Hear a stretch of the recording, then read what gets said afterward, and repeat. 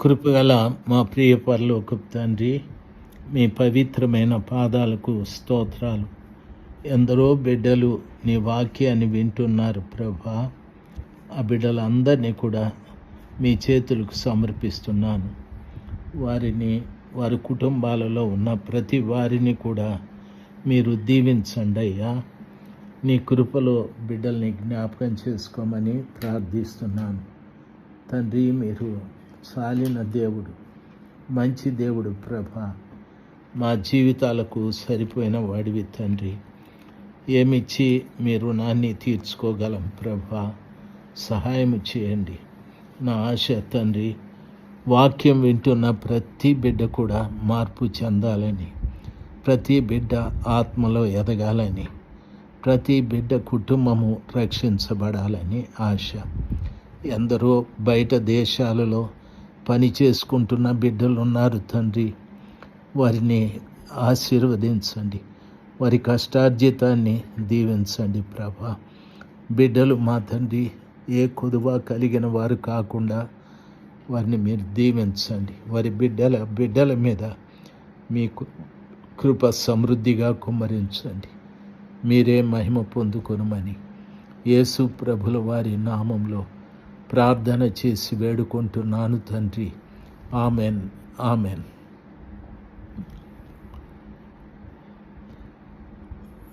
మార్చి మాసం 26వ తారీఖు 2026. నెహెమ్యా గ్రంథము 6వ అధ్యాయము 1వ వచనము నుండి. నేనింకను గుమ్మములకు తలుపులు నిలుపక ముందుగా దానిలో బీటలు లేకుండా సంపూర్ణముగా గోడను కట్టి ఉండగా అని చెప్పాడు.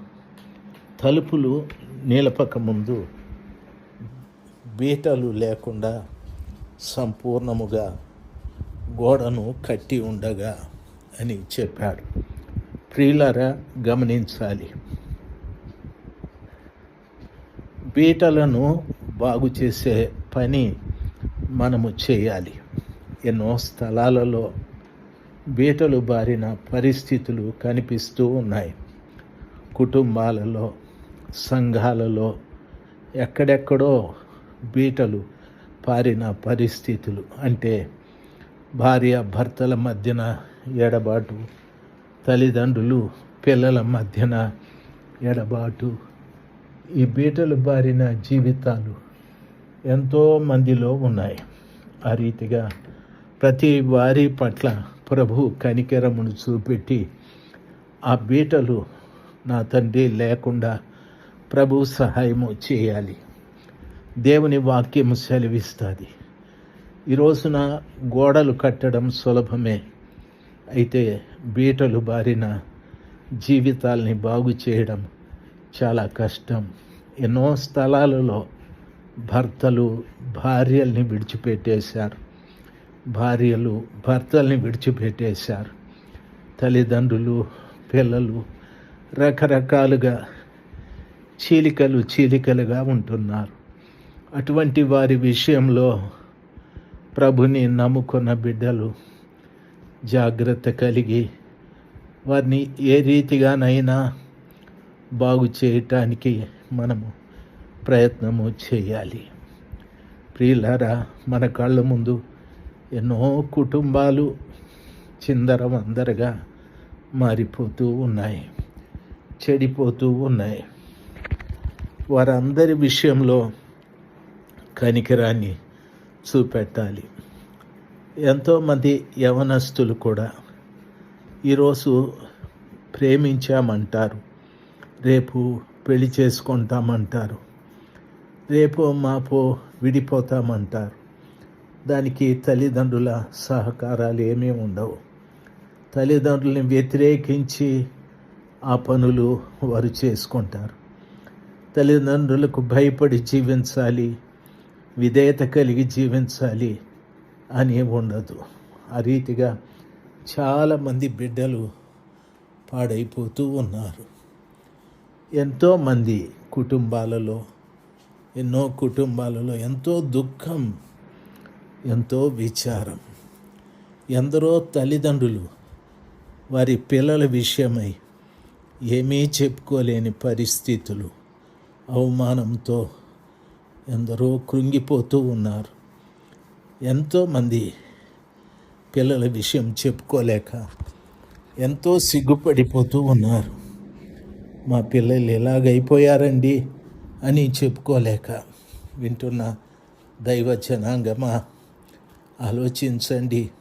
క్రైస్తవులమైన మనము అలాగా బీటలు బారిన కుటుంబాలు, సంఘాలు ఎన్నో ఉన్నాయి. ఆ బిడ్డల విషయమై దయచేసి మానక ప్రార్థించండి, మానక ప్రభు దగ్గర మొరపెట్టండి.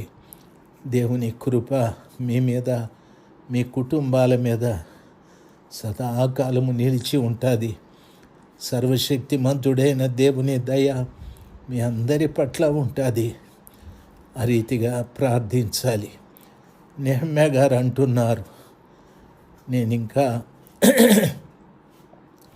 గుమ్మములు బిగించలేదు, ఈ యొక్క బీటల విషయంలో నేను బాగు చేశాను అని చెప్పి ఆయన చెప్తున్న మరొక మాట, తలుపులు నిలపక ముందుగా దానిలో బీటలు లేకుండా సంపూర్ణంగా గోడను కట్టి ఉండగా సన్బలటు టోబియోను అరబీయుడైన గెషెమును మా శత్రువులలో మిగిలిన వారు విని, సన్బలుటును గెషెమును నాకు ఏదో హాని చేయుట ఆలోచించి, ఓనో మైదానమందున్న గ్రామములో ఒక దాని దగ్గర మనము కలుసుకుందాము రండని నా యొద్దకు వర్తమానము పంపిరి అని. ప్రియులారా, ఈ విషయాన్ని గమనించాలి. మీరు ఈ చక్కటి పని చేసేటప్పుడు అనవసరంగా మీకు శత్రువులు తయారవుతారు. ఎంతోమంది శత్రువులు తయారవుతారు. చూడండి, దేవుని పిల్లలు, మీరు మంచి పని చేసేటప్పుడు, సువార్త ప్రకటించేటప్పుడు, చెడిపోయిన వారిని బాగు చేసేటప్పుడు, సర్వశక్తిమంతుడైన దేవుని కొరకు మీరు ఉపయోగపడేటప్పుడు, అయ్యో, మీ పనిని ఆటంకపరచటానికి శత్రువైన సాతానుడు ఎంతగానో పన్నాగాలు పన్నుతాడు. దయచేసి భయపడకండి. నెహమ్యాకి కూడా ఈ సన్బలటు టోబియో అరబీయుడైన ఆ యొక్క గెషెము శత్రువులలో మిగిలిన వారు విని ఆయన చేస్తున్న పని ఆపటానికి ఓనో మైదానమందు ఒక గ్రామం దగ్గరికి రమ్మని పిలిచారు. ఆయన ఏమన్నాడు తెలుసా? అందుకు నేను చేయి పని గొప్పది, దానిని విడిచి మీ వద్దకు వచ్చుటకై నేను దాన్ని ఎందుకు ఆపాలి అని చెప్పాడు. ప్రియులారా, నేను రాలేనని చెప్పుటకు దూతలను పంపితిని అని చెప్పాడు. దేవుని బిడ్డలు గమనించాల్సింది, మనం చేసే పని చాలా గొప్పది. గొప్పదైన పని చేసేటప్పుడు శత్రువు ఎన్ని రకాలుగా మనల్ని ఆటంకపరిచినా, అభ్యంతరపరిచినా మనము రామనే చెప్పాలి. వాడితో ఏమాత్రము సంధి లేకపోతే మాట్లాడడము అనేటటువంటిది, వారి ఆలోచనల్లోకి మనం వెళ్ళడం అనేది పూర్తిగా మానుకోవాలి. వాక్యం ఆ రీతిగా సెలవిస్తుంది.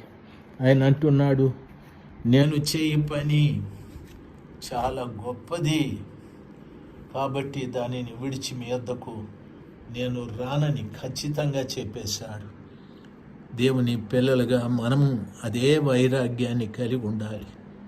మనం చేసే పని చాలా గొప్పది. శత్రువు రకరకాలుగా ఆ పనిని ఆపు చేయటానికి, మనల్ని పాడు చేయటానికి ఎన్నో ప్రయత్నాలు చేస్తాడు.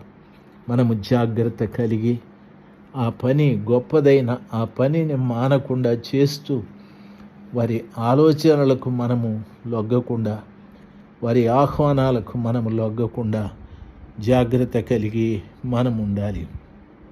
అలాగని చెప్పి దూతలను పంపాడు.